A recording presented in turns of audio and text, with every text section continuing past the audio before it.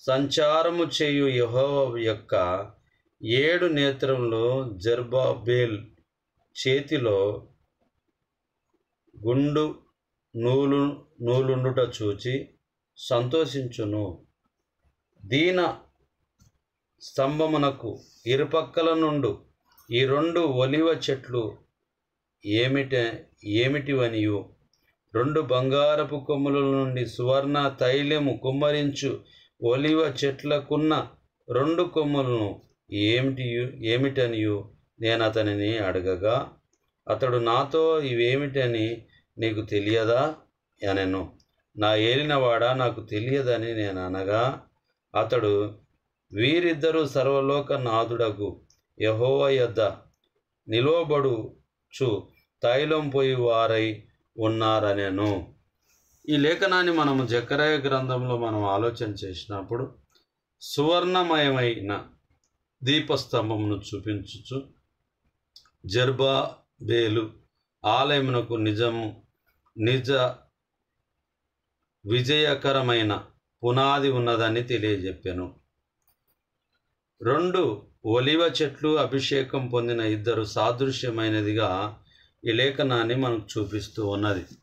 కాబట్టి దేవుడు బలహీనమైనటువంటి వాటితో, అల్పమైన వాటితో బలమైనటువంటి కార్యాలని మనకు జరిపిస్తూ ఉంటాడు.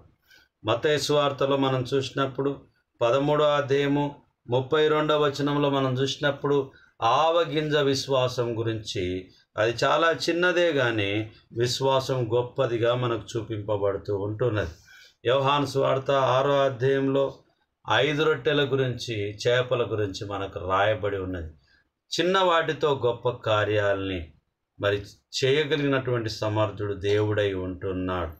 కాబట్టి దేవుడు ఎచ్చైన వారిని సిగ్గుపరచుటకు తన కార్యాలను తాను జరిగిస్తూ ఉంటాడు.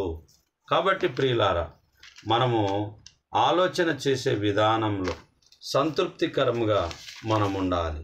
దేవుడు నమ్మదగిన వాడు అని నమ్మకం ఉంచాలి. మరి మత్తయి సువార్త 13:32లో ఒక మాటను చూసుకుందాం ప్రియులారా. 13:32 అది విత్తనములన్నిటిలో చిన్నదే గాని పెరిగినప్పుడు కూర మొక్కలన్నిటిలో పెద్దదై ఆకాశ పక్షులు వచ్చి దానిని కొమ్ముల యందు నివసించునంత చెట్టగును. ఆయన మరి ఒక ఉపమానము వారితో చెప్పెను. పరలోక రాజ్యము ఒక స్త్రీ తీసుకొని పిండి అంతయు పులిసి పొంగు వరకు 3 కుంచెముల పిండిలో దాచిపెట్టి పుల్లని పిండిని పోలి ఉన్నది. 31 చూసినప్పుడు ఆయన మరి ఒక ఉపమానం వారితో చెప్పాను. పరలోక రాజ్యము ఒకడు తీసుకొని తన పొలంలో విత్తిన ఆవగింజను పోలి ఉన్నది. కాబట్టి ప్రియులారా, చాలా చిన్న వాటితో గొప్ప కార్యాలు, గొప్ప ఉపమానాలను మనకు తెలియజెప్పినటువంటి దేవాది దేవుడై ఉంటూ ఉన్నాడు. యోహాను సువార్తకు వెళ్దాం ప్రియులారా. 6వ అధ్యాయం 9వ వచనాన్ని మనం చూద్దాం. యోహాను సువార్త 6:9 వచనం. 6:9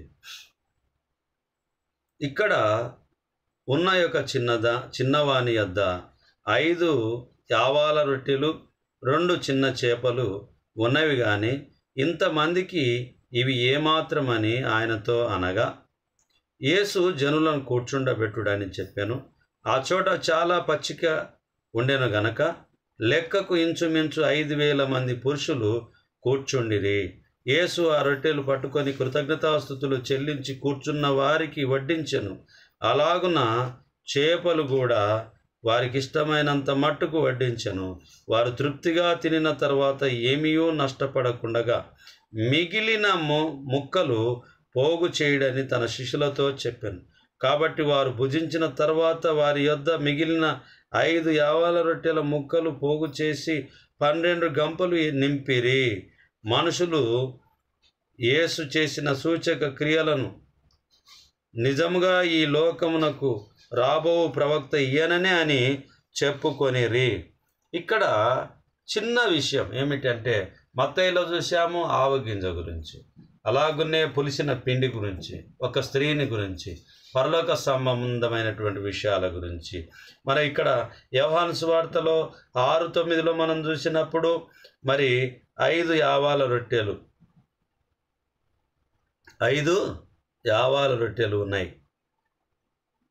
మరి కూర్చున్న వారికి అందరికి వడ్డించగా 5,000 మంది పూజించారు. 5,000 మంది పూజించిన తర్వాత కూడా వాటిని ఎత్తగా ఎన్ని గంపలు ఎత్తిండ్రు?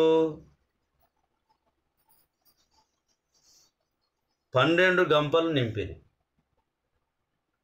దేవుడు చేసే గొప్ప కార్యాలు అలాగున ఉంటాయి ప్రియుల. మరి ఈరోజు చాలామంది కరోనా కన్నా ముందు స్వస్థత సభలు అనేకమైనటువంటివి పెట్టారు. మరి కరోనా తర్వాత వాటిని పెట్టడానికి వెనకడుగు వేస్తూ ఉన్నారు.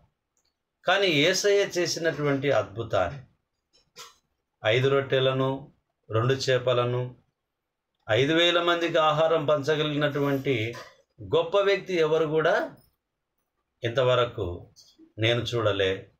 ఒకవేళ ఎవరైనా చూస్తున్నారో నాకు తెలియదు ప్రియుల. నేను విన్న వాక్యము, నేను చదివినటువంటి వాక్యము, యేసయ్య చేసినటువంటి అద్భుతాన్ని ఎవరు కూడా చేసినట్టుగా చరిత్రలో కూడా లేదు ప్రియుల. కాబట్టి దేవుడు చిన్న వాటితో గొప్ప కార్యాలను చేయగలిగినటువంటి సమర్థుడై ఉంటూ ఉన్నాడు. అంతేకాకుండా కొంతమందికి సిగ్గుపరచడానికి దేవుని యొక్క కార్యాలను పెట్టి అనేకులను తన వైపు తిప్పుకొని దేవుని చిత్తాన్ని జరిగిస్తూ ఉంటాడు. కొరింథీయులకు రాసిన మొదటి పత్రిక 1వ అధ్యాయము 26 నుంచి చదువుకుందాం.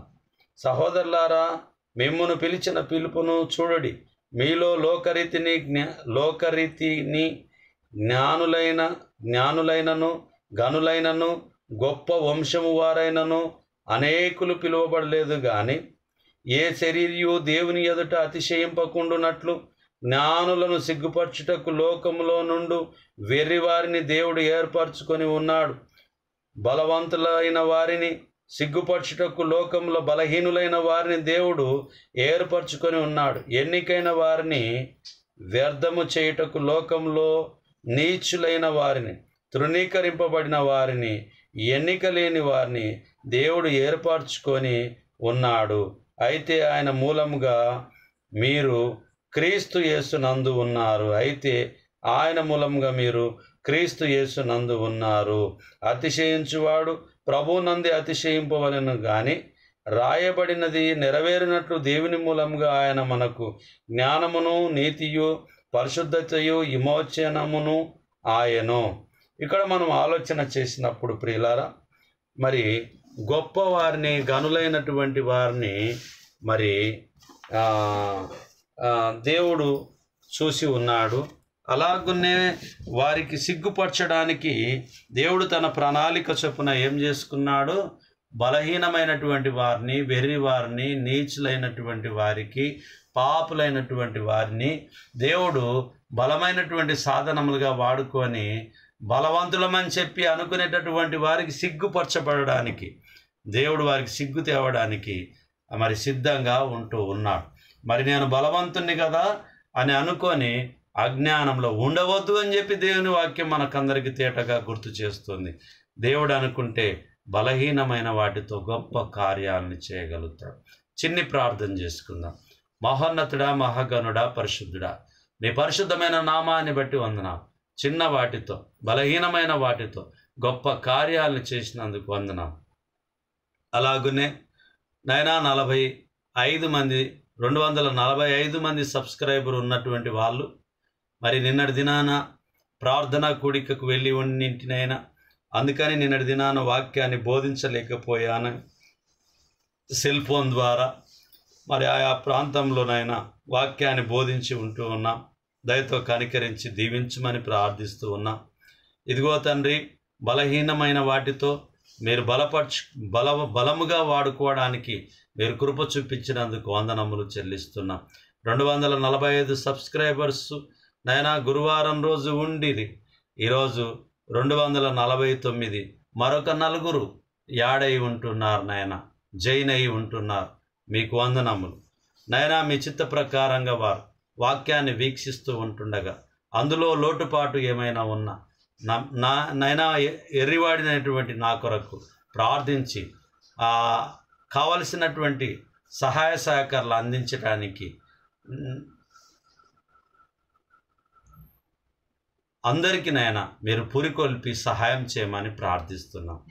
బలహీనుణ్ణి, అల్పుణ్ణి, అయోగ్యుని, ఎందుకు పనికిరానటువంటి నీచునైనప్పటికీ మీ ప్రేమ చేత నాయన మీ మాటల్ని పలికించుకుంటున్నందుకు మీకు వందనములు చెల్లించుకుంటూ వాక్యాన్ని వీక్షిస్తున్నటువంటి మా ప్రియులందరి కుటుంబాలు, 249 కుటుంబాలు, సంఘంలో చేరేటటువంటి కుటుంబాలు, సమాజంలో పలకరించే కుటుంబాలు, మా భారతదేశంలో ఉన్నటువంటి ప్రతి ఒక్కరిని దీవించి ఆశీర్వదించుమని ఈ మనవులు మీ కుమారుడు మా ప్రాణరక్షకుడు యేసుక్రీస్తు అతి పరిశుద్ధమైన నామంలో బ్రతిమాలి అడిగి వేడుకొని ప్రార్థించుచున్నాము తండ్రి. ఆమేన్. ఆమేన్. అందరికి ప్రభు నామమున వందనాలు.